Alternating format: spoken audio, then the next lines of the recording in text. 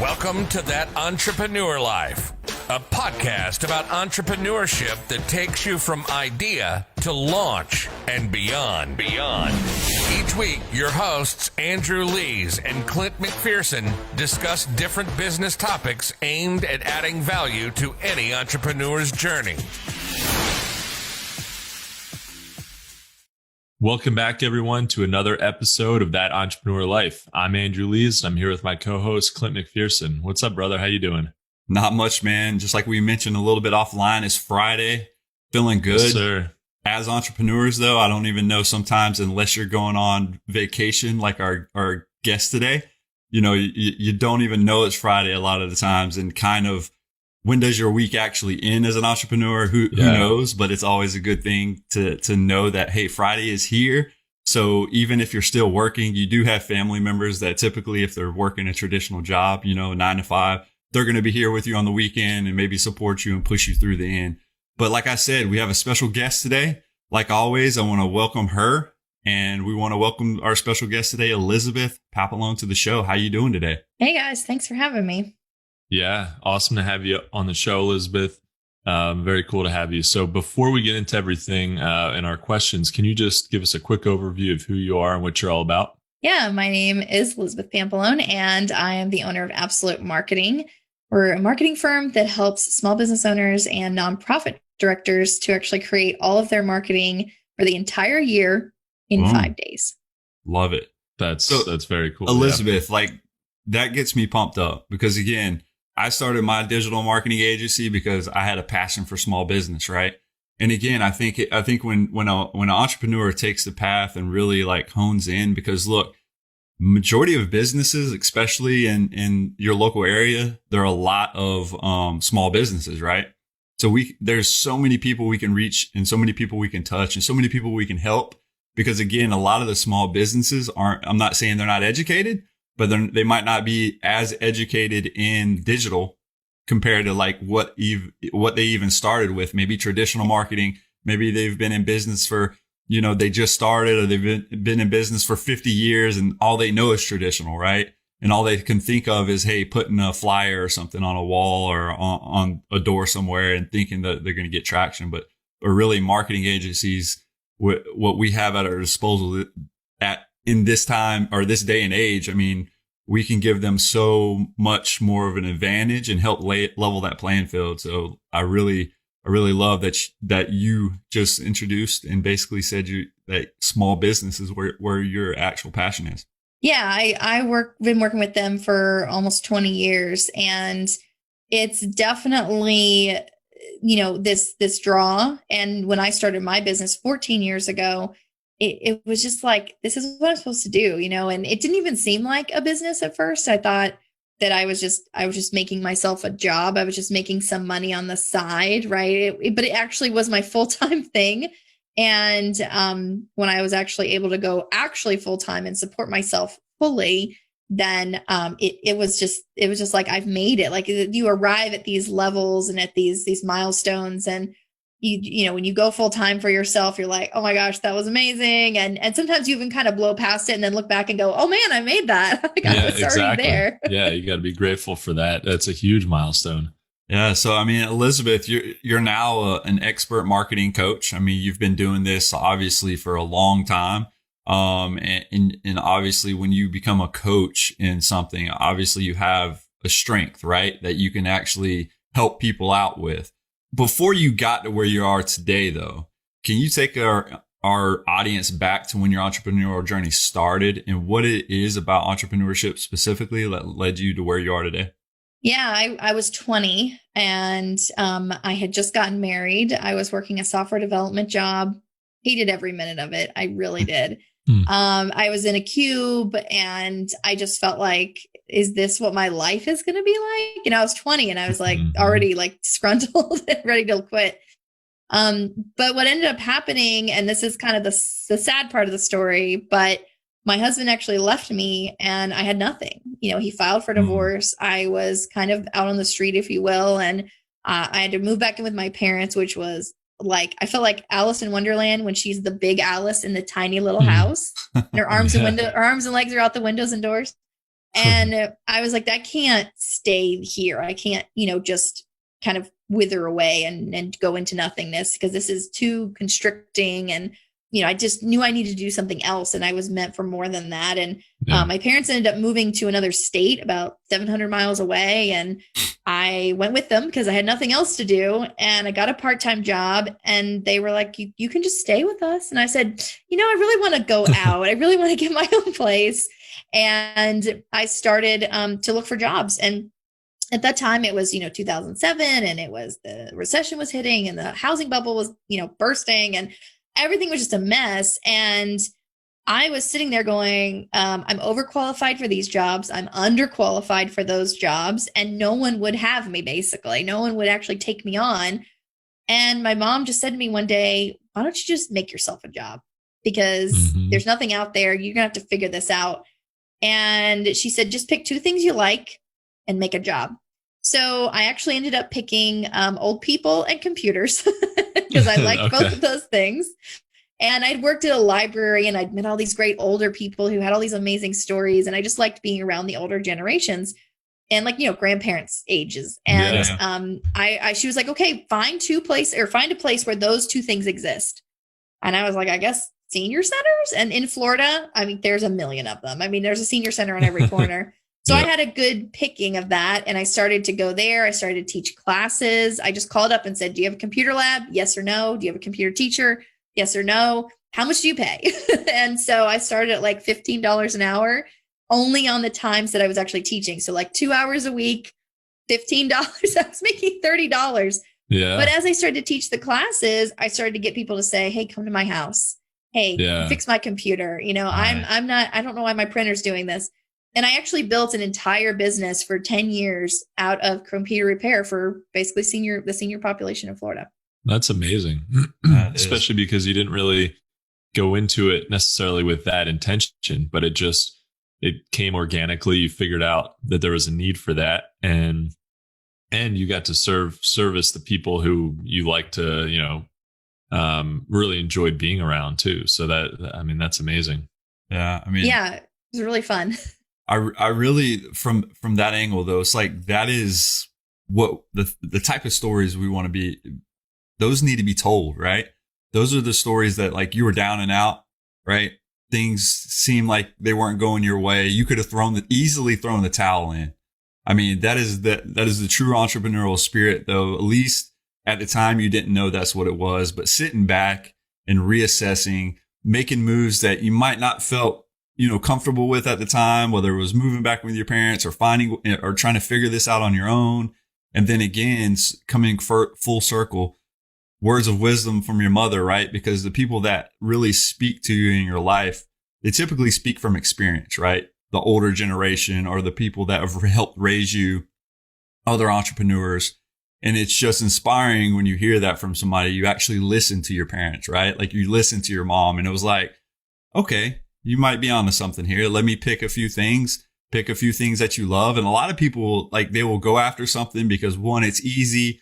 2, that, they see money and they don't really pick a passion or really look at it like, okay, what are 2 things that I do love, and then run with that. And then again, it just seemed like it was like a snowball effect, right? From what you just said, it just seemed like it morphed, right? From helping the older generation or teaching them classes to now you're doing house calls and computer repair and 10 years of that. And now you're a marketing coach. And that right there is very inspiring. And I hope people take away, like, look how easy it is when you're down and out, right? When life punches you in the face, regardless of where you're at that specific time, step back, assess the situation, and see how you can continue to move forward. Because if you can continue to move forward, again, you never fail.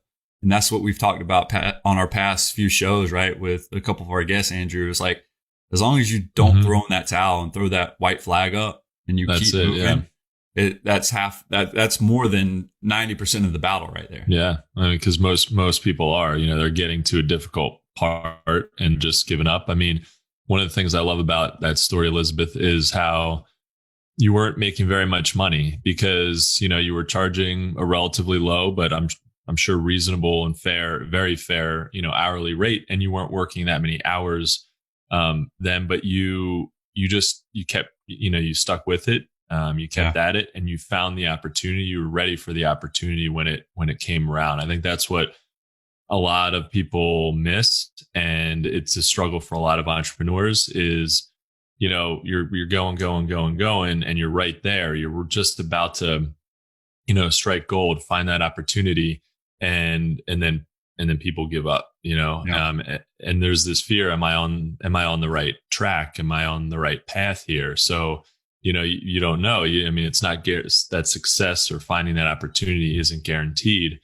But I think doing what you love to do, and then, and making some money at it, and just chipping away at it and providing value to the world in some way, eventually, if you stick with it, eventually you're going to find something. It may not be what you were looking for. You might not have been looking to help older people fix their printers, but it was a great opportunity, and it only came about because of you, going out of your way to work, to teach with them. So I think that's really cool. Yeah. And the funny thing is, my mom was actually an entrepreneur when I was growing up. She had a business that she started teaching people how to make baskets, and she taught classes in community education. And I think that, and then she actually went into, multi-level marketing companies, and she did that for a while. And so she always had something on the side that was helping make extra money for our family, because my dad was in the government, and he was a civil servant. And so he made what he made. Like, it was kind of capped, this is what you get. And so she always had this like, well, hey, we want to go on vacation, or hey, we want to do this fun thing, or hey, we want to, buy the kids these fun things that they wanted or whatever. And so she would find a way to make that happen. And so I kind of have that from her a little bit, and from seeing that actually work.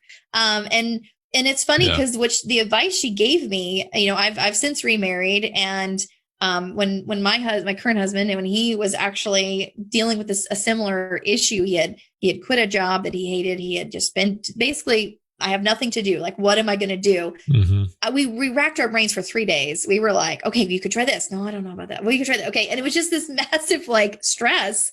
And then I just turned around the third day, and I said, okay, why don't you just tell me the 2 things you like to do, and let's just make a job. I love it. And he ended up doing that. He is now a copywriter and editor, and he has his own business. And so it's like, it's that comes full circle, but definitely, when I was in college, I was wanting to do marketing. I wanted to build websites. And I had been building websites for years.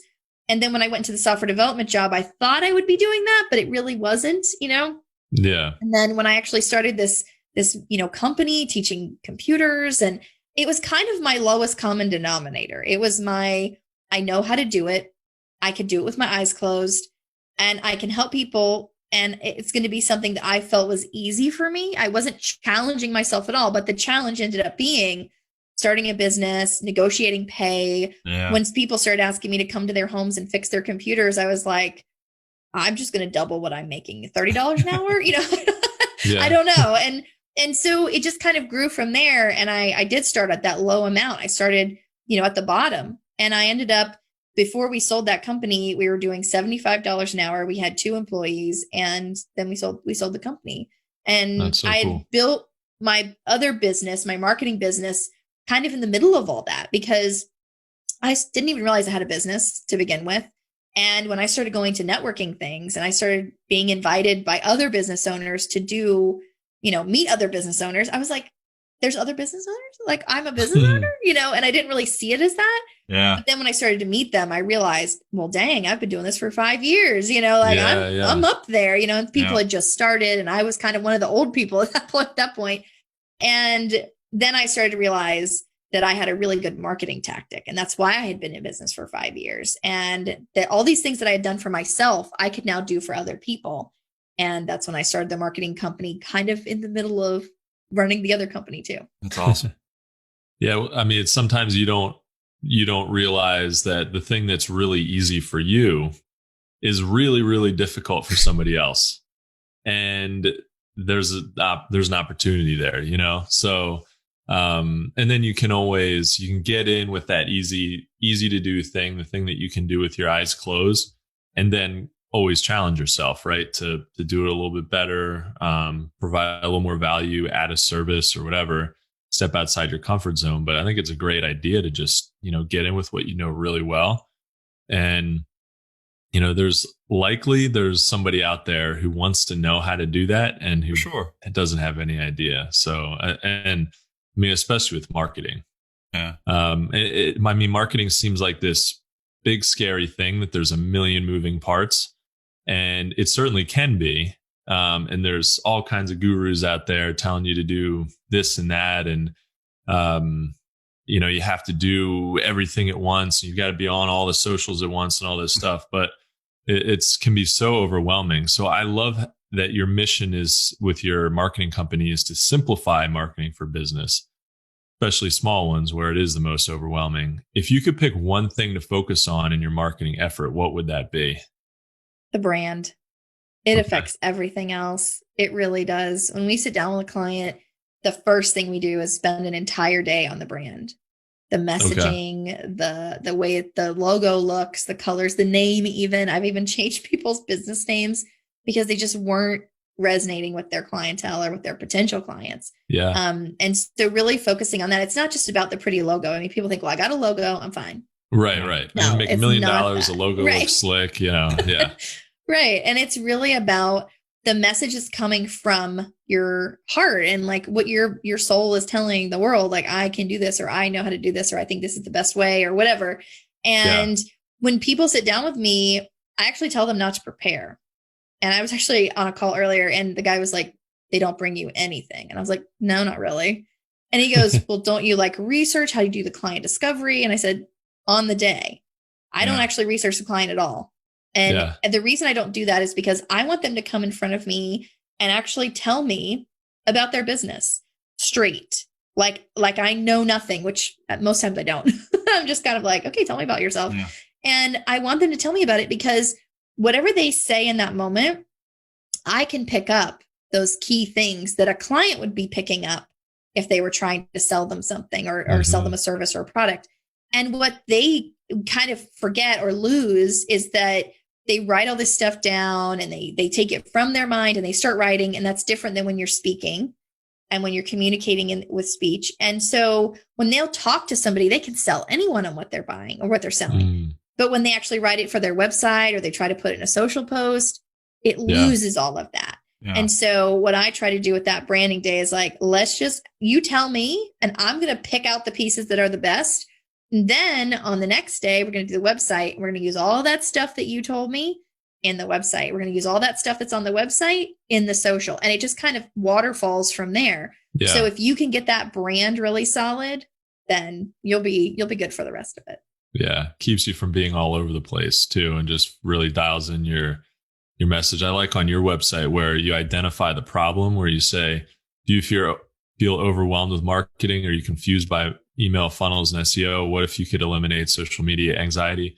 Boom. Like those are really, everybody who's ever started a business is like, yep, all those check and double check, and then you're like, absolute marketing is the answer. Super simple. So yeah, I do think that, and that's really difficult. So when you look at it, you're like, well, that's simple, but that probably took her like 5 minutes to figure out. And maybe it did, but most likely it took you a while to really, figure out, all right, what are the real problems? Like, what are the real problems?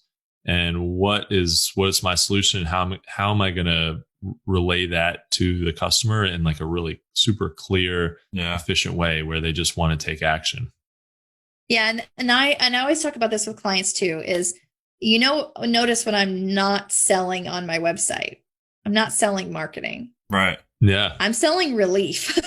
Right. Exactly. Yeah. You're selling that's really reliever. What I'm selling is relief. And, I remember the old Rolaids commercial. They're like ROLAIDS. It spells relief, and that's like, it does. Cause they're not selling you an antacid. They're selling you complete relief. So you're not like in pain anymore. Right. Exactly. So that's kind of what I feel like a lot of entrepreneurs are selling is relief from something. You're helping somebody with something. There's not a business in existence where you're saying this is you're not going to get anything out of this, but you're going to pay me for it. Even if you go to a golf place, if you go to a movie, you're selling some kind of relief, escape, And even like if you go say, I'm going to sell you a vacation package, you're selling that potential for a fun time, good memories, right? So you're selling something that the person wants or needs.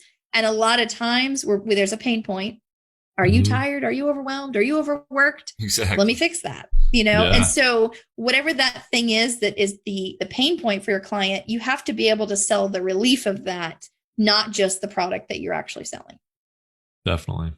Yeah. I mean, it's amazing how, how easy and simple it sounds, right, to us, or because we know these aspects, but like, it blows my mind because I know that I spend so much of my time, and I'm sure you're this way too, especially with small businesses, educating them on why you are giving them that relief, or why, like, I have the solution to your problem, right? Like, you don't have to spend countless hours on this, mind-numbing task when my team can take care of this for you.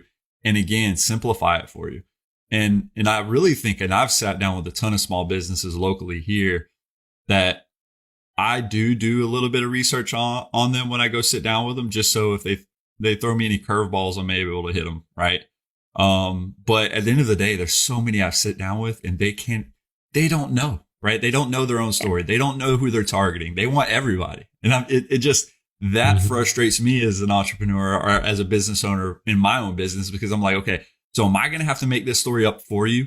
You've been around for 50 years. Yeah. And you cannot tell me who your target demographic is, what your messaging is. And it blows my mind. I just go in there, and if I was that emoji that, it's just like you see the explosion on top of the head, that's me. And I'm like, what?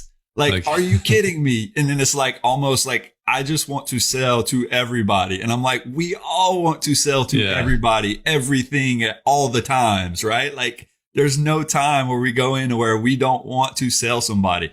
But again, it's about, look, we're not selling you a service. We're selling you a relief to your problem. And I think if you take that approach and you educate them on why they need your service or solution, it makes it so much easier for them to make that decision. Because really, I don't pressure. I'm not like, at the end of the day, I tell people I'm not a salesman. I do have to sell, and I do close sales, obviously, but I go in there and I leave the ball in their court, right? So they feel empowered. It's like, okay, this is all the information I know about this situation. This is why it can help. Here, you take the kickball. I'm going to walk away. You want to do business with me? Cool. If you don't, cool. Right? Like, I'll move on. But I think it's like empowering them at the end of the day and just letting them know, again, you do have that solution. And I love that. I think there's a really easy way. This is surefire for me. That to find the demographic, because a lot of people don't know. They say everyone, and I've seen the skincare people. They're like, anyone who has skin, and I'm like, it's not really gonna work, But there's something I heard a while back, and I use it a lot as an analogy. If you're going fishing and you're in a trout stream, there's trout in it, right? It's a trout stream, and you catch a salmon. You're not going to throw them back, right? But you're there for the trout. That's what you're there for. And so, I work with a lot of women business owners, but I actually had 3 calls with male clients yesterday. So it's not that I'm, my brand is very girly and kind of frilly and a little more on the, princessy side. But a lot of males come to me because they see the relief that they're getting. Like, it's like, okay, this answers my question. This answers my need. Done. Right. So it's not that you're going to not ever sell to anyone else, but your primary way that you're spending your money and your marketing and your focusing should be very narrow. For sure. And I actually found, and this is something from just seeing hundreds and hundreds of business owners. I mean, because we do sites in a day, I mean, I've seen sometimes 100 in a year, that's how many sites we do. And so I see so many business owners, and the thing I find is the most consistent is that they are their own demographic. Yeah. They are their own demographic because they found a hole in something, and they're trying to fill that need because they found it in their own lives. Whether it's, I've had clients who opened home healthcare companies because their parents needed home healthcare and they couldn't find the right thing. So they made it, and so things like that, it typically people are their own demographic. There's very few exceptions to this, and they do exist, but most people are their own demographic. And I find that that's so much easier for them to think of, what would I want if I was looking for this service? Because chances are the reason they have this business is because they were looking for this service at one point and it didn't exist, or it didn't exist the way they thought it should. And so that gets them to say, I'm a consumer too. I can't just think of this as a business owner only. I have to think of it as, if I got 15 emails from a company in a day, I'd unsubscribe, It's and so important. All that marketing stuff can actually be filtered through the consumer hat as well, but also remembering that typically we are our own demographic.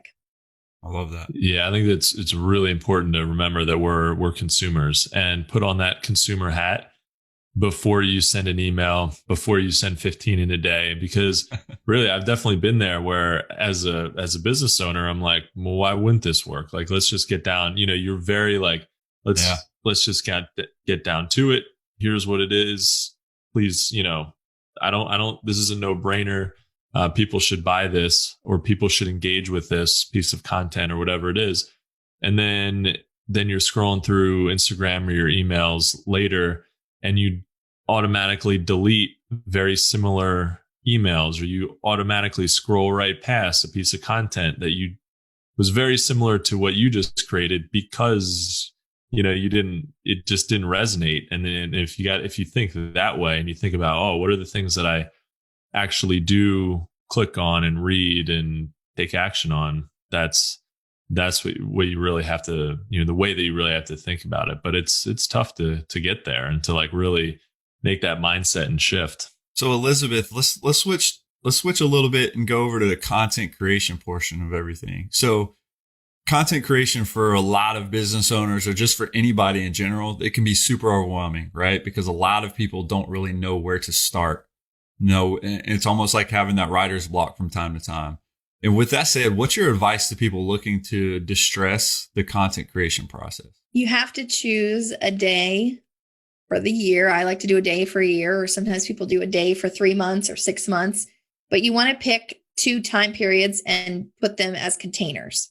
So if you say, I'm going to spend 8 hours or 4 hours or whatever that container is on this much content, 3 months, 6 months, a year. I like to do 8 hours for a year of content. When you set containers like that, Parkinson's law kicks in. And Parkinson's law says that the amount of work you have will fill the amount of time you've set. So if you say it takes us 30 days to build a website, it's going to take you 30 days. It's just going to take you the full 30 days. If you say we have 8 hours to build this site, you're going to get decisions made like so fast, and people are going to hustle to make it happen, right? Because that's all the time there is. And so anything you do in life or in business, if Parkinson's law will apply, if you set a time limit and then you put work into that time limit, it will fill the entire time. So I like to do the 12 months in a day. And what I try to do first is to really set a calendar that's for a week. We're not going for the whole year. We're not doing month by month. Tell me what should happen every single week. And I do sometimes between 3 to 7 posts a week for clients when we sit down and do these days. And this can really break down your content creation so that you're not going, dang, I have to make 365 pieces of content. No, you actually have to decide how many pieces of content per week. Then you have to, again, thinking as a consumer, how many would I like to see? And then thinking, what kinds of posts am I going to be putting out there? So let's say you did 3 posts a week. 1 post should be a sales post. It's because I think you should sell at least once a week. Right. 1 post should be like an educational, informational post. I like to use FAQs for this. It's super easy. You can make a quick graphic in Canva, and now you have like how many of your FAQs you have. You now have that many weeks of posts. Awesome. And then I like to do like some kind of inspirational or fluff post that may be funny, or a meme or a GIF or something like that. I don't know, whatever, something funny that's just more fun, relaxed. And it might even be making fun of your own industry, which I do a lot. And so I like those 3 like main posts, and that's only 3 for the week. You might want to do more. You might want to be on there every single day. It's up to you. But let's say we have those 3. Now we only have to find 52 educational posts. We only have to find 52 sales posts. And really we don't, which I'll tell you in a minute. And then we have to find maybe 52 funny, fluffy posts, right? This is all evergreen content. None of this is going to change. The funny stuff's going to still be funny. The FAQs and the educational stuff is probably stuff you're telling your clients every day, all day for the last 10 years. Like, it's the same. And then the sales posts are what you are actually trying to promote. And I tell people, you need to tell everyone else where you want to be, not what you're already doing. So if I'm doing computer repair, but I want to grow my marketing business, I need to be selling marketing in my sales posts, not selling, well, yeah, we'll do your computer repair, blah, blah. That'll sell itself by it because it's already running, right? But if I'm even shifting within my same business and I'm saying, well, we were working with small businesses and now we really want to work with nonprofits, my sales posts should be geared towards nonprofits. Yeah. Most of them anyway. So what I do for the year is I'll write 6 to 8 sales posts. That's it. Really good ones, short, sweet, with a link to a product. And usually I just base them on the products that I have. So for me, we have 7 power days that we do. And I could do 7 posts, one on each of those days and why you might need it, and then link to that page. And then we also do a power week. I could do a post about that. That's 8. And then we also do an a la carte day. So that's another one. So we got 9 sales posts now. And then I repeat them. Yeah. I'm not going to make a new sales post every week. It's silly. Yeah. It needs to be repeated. After you haven't seen something for 6 weeks, you actually forget it, like through social media. So if I repost something, you might go, oh yeah, I think I remember seeing that. Or you might even go, oh, that's new, even though it's not, because your brain will delete it. Exactly. So reposting the exact same post after one. 6, 7, 8 weeks or whatever. Yeah. Yep. And I've even done that with question series with, my husband did one actually on how to write your bio. It was a 4-week series and it was just the same post over and over and over. Now the other posts during the week, they all change. They're all different. So we've written 9 sales posts. We found 52 informational or educational things, maybe even from our own blog, which is even better. And then we've gotten 52 funny things.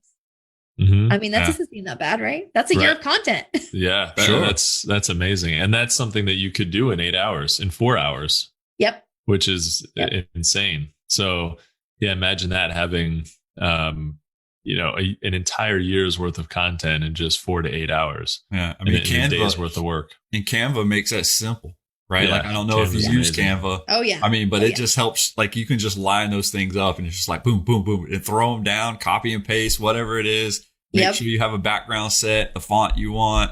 Yeah, you're going to change some things up. But I mean, like you just mentioned earlier, Canva, I mean, it's super quick. And I've used plenty of other tools that just make it a pain in the butt. And you're like, Canva is one of those things that solves a huge problem. And then it got like every size that you can imagine and ever need, right? I just do like 3 or 4 templates for the whole year. Awesome. And I just reuse them and switch them up and, put a quote here or a text here, just kind of like switch up what I'm using them for. And then I'll even do like, you might want to even throw in some more posts if you're like, 3 a week. Okay, that's great. But maybe I just want a few more a month, but I don't really know where to put them. Yeah. And so I do like the holiday ones. And I actually have in our membership a ton of holiday ones that I've created over the years. Tons of St. Patrick's Day, tons of Easter, tons of like all the different major holidays. Yeah. And so I actually give those in our social media course, but like you can create like the post for holidays or for anniversaries or birthdays or whatever it is you want to also promote. And those are just spotty, right? They're just kind of here and there. They're not every week. They're not, some of them are 2 or 3 a month, maybe. Some might have 5 or 6 a month. And it's just to fill in the calendar a little more. But this is not to replace all of your social media. Right. Because when we have something that we see online or something we want to share, or maybe something happens that's exciting and we have a photo or whatever that is, we want to be able to feel creative and, actually free to post that. And you can be free to post it. It's the more the merrier with social media. But at the same time, when we're so bogged down with the thought that, oh my gosh, I didn't post this week. Oh my gosh, it's been 3 weeks since I posted something. I have to just throw something up there. Yeah. We get panicked, we get stressed, and our creativity just goes down the tubes. Like it's just gone. Right. But this allows us to say every week, even every day, if you wanted, something is happening behind the scenes. And if my life gets in the way, if my work gets in the way, I don't have to worry about not posting. But then when something exciting or fun happens, I'm just free to post that if I want to. Yeah, you're setting that base, and at a minimum, if you don't post anything else, that's still great. That's still 150, 6 or so posts per year that you've gotten done really quickly. And so if you don't do anything else, that's still amazing. That's going to get you traction. That's going to improve your presence online. And then I totally agree. When you feel confident that that's all set and you don't have to worry about, your base, and that you actually don't necessarily, like, you don't have to post anything else, then you're going to probably post more because you're going to get into that creative mindset. Whereas, if you're scheduling out on a week to week basis, which I have done plenty of times, and it's super stressful because and at the end of the day, a lot of times it just doesn't get done. Right. Nothing happens. But yeah, once you feel confident that you're okay with what you already have, then I totally agree. You're going to see something that gets you excited. You're going to maybe spend an hour or two trying to figure out some really cool post, and your content. I bet the total level of your content in general is just going to get elevated because of that. Absolutely. And this happens too. And when you just overall entrepreneurship, this happens in your finances. When you have that base coming in and that level, you feel confident about that, you actually end up selling more because you feel like my bills are paid. Yeah. Like I can do this. We're good. We're solid. Even if it's $1,000 a month, $5,000 a month, whatever the number is that you're like, okay, like I can pay what I need to pay. I can, subsidize what I need to subsidize, and it's done. Then you're like, well, if I've already made that for the month, now what else can I do? And then you have that fire and drive to like do more.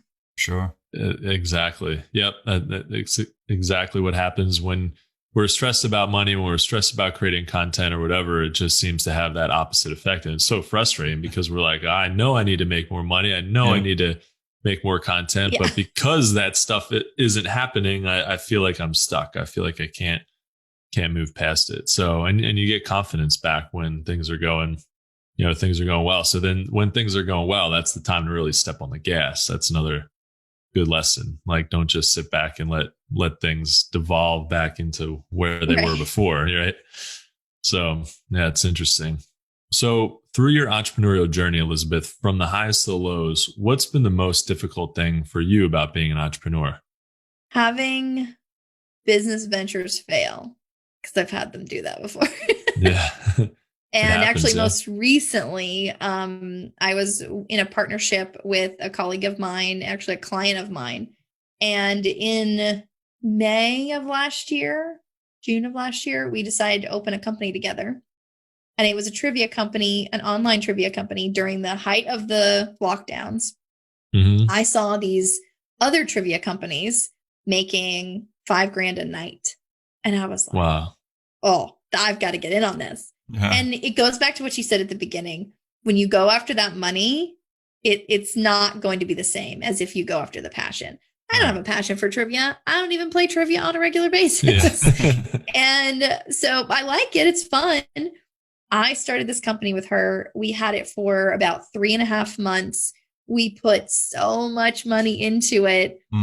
We didn't get anything out of it. It totally failed. And it was because at the time that I saw these people already had existing trivia lists. They already had existing trivia customers. They were existing trivia companies that were doing it in person and now had to do it online. And I just saw there's some money there. We're in lockdown as well. Like, what else can we do to make ends meet in a way?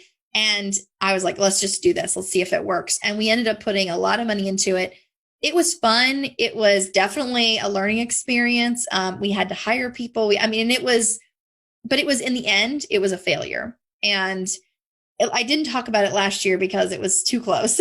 But this year, I'm kind of seeing it for what it was. And I do want to tell people that, failures happen even to successful people. I'm running a 6+ figure business over here, and I've already sold a business. And then I try to start something new and it doesn't work. And it really was because the passion wasn't there. The heart wasn't there.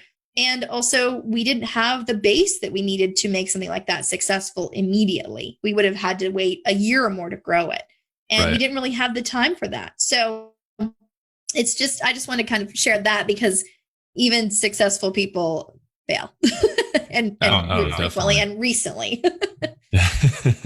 Yeah. Well, I mean, if you're not failing in some way, I mean, businesses are going to fail. Things within the business are going to fail. And you're pushing yourself if things aren't going perfect all the time. If they are going well all the time and something's not failing, something's not going right, you're not getting rejected in some way, then you're just not pushing as fast or as hard as you should be. For sure. I really think though, it's also something that you can speak on about, maybe that business venture failed, but you didn't fail, right? Like, that it was just wrong place, wrong time.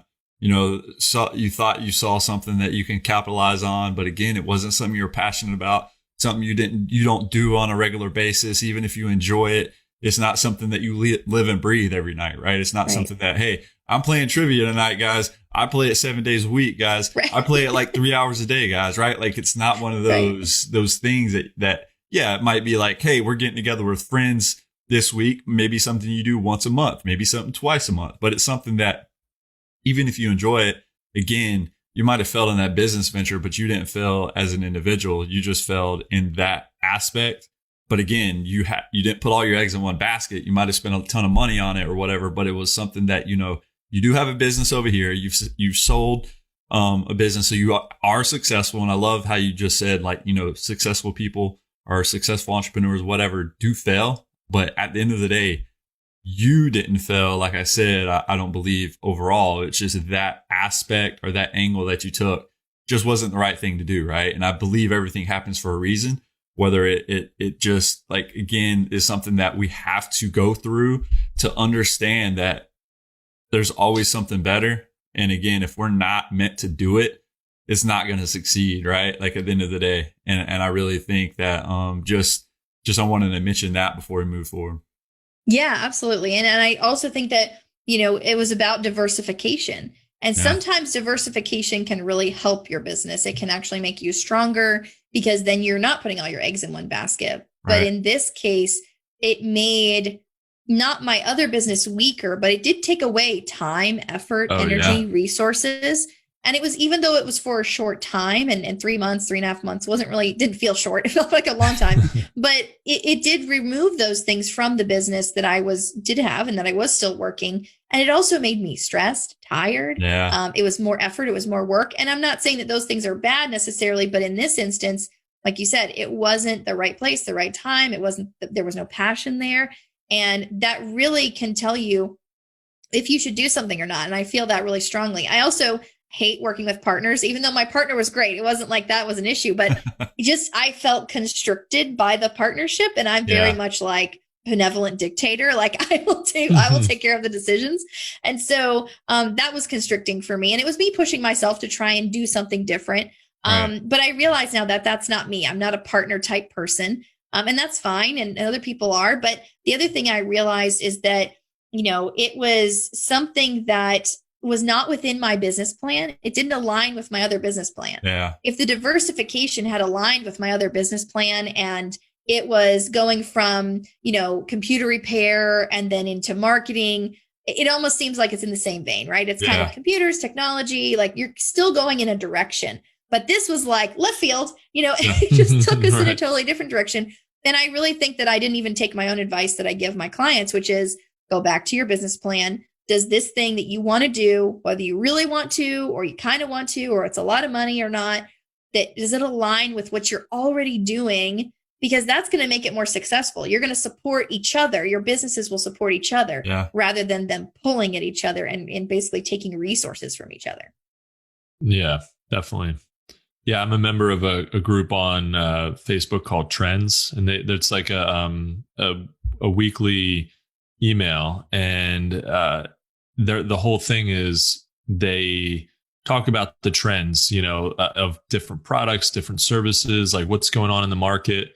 It's really interesting. So you get this very, very cool perspective of, of what's doing well, what products and services might be kind of like trending and on the rise, like where there might be opportunities to jump on. but it's so interesting because I always think like, you know, that would be a really cool product to do, or that would be a cool service to get into.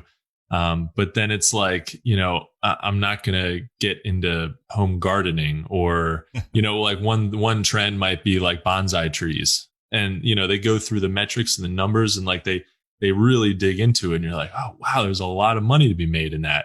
Like, doesn't align at all with what I'm doing. That would just be, I mean, it'd be crazy. And I do think that maybe there's some entrepreneurs out there who can, because I do see like in those groups, kind of the chatter that goes on is sort of like people seem to be moving at 1,000 miles a minute.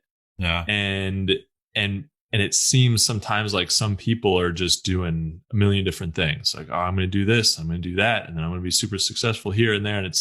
And I just don't think that's super realistic. So getting that information and understanding it, absorbing it, and it is great. And it's, I think it's helpful, but I don't think it like definitely can lead to like that shiny object syndrome where, yeah, for sure, this is trending. All right, I got to jump on that before something happens. Like, there will always be something trending, just like in real estate, where same thing with marketing. Yeah, exactly. There's always going to be an opportunity. Okay, so you missed out on the real estate bubble in San Francisco a long time ago. Well, there's up and coming trending places, just like there's always going to be up and coming trendy businesses. So you got to make sure that you're not just trying to jump on things all over the place, but I love that you tried something and, got outside your comfort zone, especially partnering with somebody, because that can be, it's cool to do things and start businesses and build businesses with people. But it's got that has its challenges, especially depending on what kind of a partner you are. So it's, but it's great to try all that stuff if you can, and if it aligns with what you're doing. I think it happens in marketing too. The shiny object syndrome. That's definitely something that happens where people are like, oh, I got to be on TikTok. Oh, I got to be on Snapchat. Oh, I got to be on, and it's something different every week. And I actually have a girl right now who is in my membership, and she was saying that she didn't always feel like dancing around in a video and being on TikTok. And I was like, well, maybe you don't need to be on TikTok. She was like, oh my gosh, well, I have to be on TikTok. And I was like, well, we should look at your demographics again and see, because I don't even know that it might be part of what her marketing scheme should look like. And she's like, I'd rather write a blog post. And I was like, to go ahead and do that. You should be writing blog posts. Whatever you're better at. Yeah, exactly. Yeah. Play to your strengths. There's always going to be something else out there. There's, now there's Clubhouse, which I think is really cool. I think, as a podcast, we're definitely going to jump on there and start interacting with our audience, and I'm really excited to get into that. That probably makes a lot of sense for our podcast, especially. Right. But like, we're not probably going to be on TikTok. I'm not going to dance with Clint. Like, it's not happening. My thing is like, I think a lot of us, like, I mean, especially if you listen to somebody like Gary V, right? He's like, don't worry about creating, just document. But he also says like, you post on everything, everywhere, all the time. And that's just super unrealistic. It's like, it's easy for somebody like Gary V or somebody like Grant Cardone or somebody that has a team that can do that for him, right? And it's harder for small businesses. And maybe, yes, you do have a team that can help you out from time to time, or there are scheduling tools for social media that will help you do that. But again, you have to plan it, right? You have to do the container approach or whatever, and just allocate certain amount of time to making sure this is all done, that you can post it, that you can plan it, and you're not reacting at that moment. Because if you're reacting at that moment, it's already too late. Because again, like you said earlier, Andrew, you're going to get frustrated. Now you're going to start getting stressed. Now you're like, I have to post 3 times a day on this channel, and then I have to post 10 times on this. And now you're just so overwhelmed that it's like, oh, just again, focus on one, get real good at one. And then you can repurpose that content on all the other platforms in different ways. But again, you have to have a strategy in place, right? It's not like, boom, it just happens unless you have one of these scheduling tools. Because it's funny because everybody's like, well, a lot of people want Instagram, and a lot of these scheduling tools don't allow you to do Instagram, because Instagram's like, it's one of those things that you have to go on your cell phone and do it. And then now some of them are open the API up so you can do it. So it's just one of those things you got to look in and make sure it's the right place and right time. And don't always listen. I'm not saying Gary Vee doesn't throw some good gold out there. But again, when you have a team like him and you're making the money he has, it's easy to be on every platform at all the time before you can even think about it. Like, he has a team creating content around him, documenting everything he does. And it's like, boom, it goes out to the masses before you could think about it. Right. So it's easy for him to be on TikTok if he wants to. I don't know if he is, but like for us, it's like, doesn't make sense. Clubhouse is super cool. Like you said, Andrew, and I haven't really dug into it, but I have listened. And it's just one of those things that like, it might be where the podcast needs to be, right? Like where we can really have more of an impact. Is Facebook and Instagram and all these other channels something we need to even waste time in? You never know, but it's always something. Again, we're trying to post our stuff in as many places as we can, but without really stretching us and pulling away from our primary jobs, right? Because even though we're doing this podcast, I own a marketing agency. Andrew owns 2 separate companies, right? And it's just like these things like, or 3 maybe. And it's one of those things where, we're with Stoke Strategies, Stoke Ventures, and then Grass Rack. There's all these things that we have going on, and we're allocating time for this too. And so with all that going on, like you have to surround yourself with a team that can make this stuff happen for you, or it just doesn't get done, right? Yeah, and I think there's some really interesting demographics about social media, which a lot of people don't look into. They just go, got to be on social media, got to be on TikTok, got to be on Instagram, and they just pick because that's it's what they're on, or it's what someone told them they should be on. But if you actually look at the demographics for Instagram and Twitter, I'll just pick those 2 because I find them hilarious. Twitter has the blue icon. Instagram has a pink icon. Right. Twitter is short, sweet, to the point, words, right? Mostly. Instagram is visuals, images, fancy stuff, flowery stuff, more women driven, right? More men are on Twitter under 35. That's the majority of their users. More women under 35, 70%, I think, is users on Instagram. Right. If you're not targeting men under 35, or you're not in a political space, because it's really the Twitter side of things right now, or if you're not targeting women under 35 and you're not a lifestyle brand, what are you doing? Exactly. What are you doing? Exactly. Yeah. The message could be totally lost. Yeah. Yeah. That's interesting. And consistency too. Clint, as we were talking, I was thinking about consistency, and that's what I like about your program, Elizabeth, is that it promotes consistency. It's key. I mean, it's everything. You have to try and you have to work on good content. Can't be bad content. It should be as good as you possibly can make it. But that consistency, I feel like, is the most important thing. And it's easy. Like Clint, you were talking about Gary Vee, his style is that, this is easy. You just you just jump on here. You want to do a Twitter thing. You want to do a TikTok. Yeah, it's easy. You just do it. And I think like, it's not that he's not at all that he's trying to mislead anybody. But you do have to make sure that that's consistent. Because if you jump on TikTok and you make one video, whatever, you put a couple posts on Instagram, whatever, it doesn't do anything. It doesn't make you like good at that platform, and it doesn't just throwing up a bunch of stuff on all the platforms like sporadically isn't going to help. So just focusing in on 1 or 2 or maybe 3 max. I don't, probably just 1 if you 2 or 3 is like what I tell people, because sometimes you might be Facebook, LinkedIn, Instagram, or you might be Facebook, Instagram, Pinterest. Like there's usually 2 to 3, but more than that, gosh. No. Yeah. It's wild. Yeah. With my one company, it's a product company called Grass Racks. We make bamboo display racks for boards, bikes, and skis. And we're on Instagram. We're also on Pinterest. I think like we've sold barely nothing on directly through Instagram. I mean, a lot of people are like, oh man, you can make so much money with a product on Instagram, and you can. But I mean, and I will not say that our account is the best. We've tried to be more consistent. We've tried to be better about it, especially recently. But Pinterest is over there. We've got a bunch of stuff, a bunch of followers somehow, or actually people are actually following our Pinterest account. Yeah. We're not putting nearly as much effort into our Pinterest account, but we are posting we have posted a bunch of stuff over the years. And that gets us real sales, real traffic, real sales. It's indexable.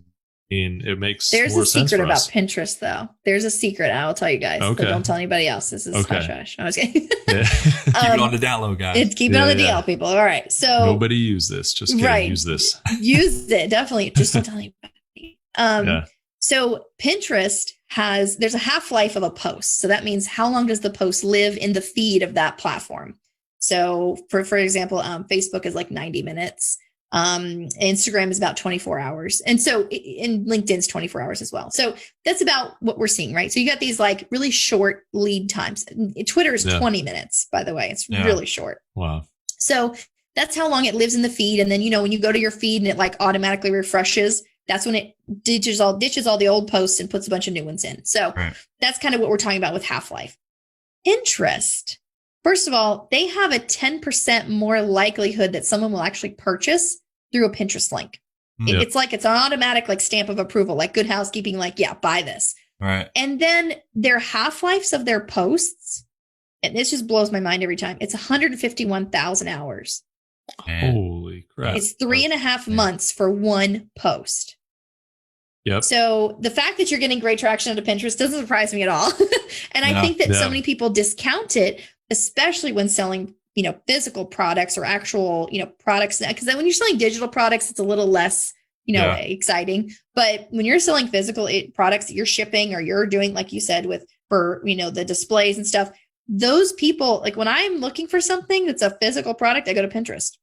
I want them to show me 50 of them or 100 of them. And then I'm going to choose what I feel is best against all the other ones. And it's all visual. Exactly. So I'm not having to go to this site and check and that site and check and then Amazon and look and try and 50 million search terms. I do one search term or two search terms in Pinterest. I can save all my favorites and then go back and look at everything together and then just purchase because I'm ready because I've already done all the work. So definitely Pinterest is a huge first product-based businesses. And it's less big for like the service industry, but it can really be utilized in a lot of different ways. And people discount it so much.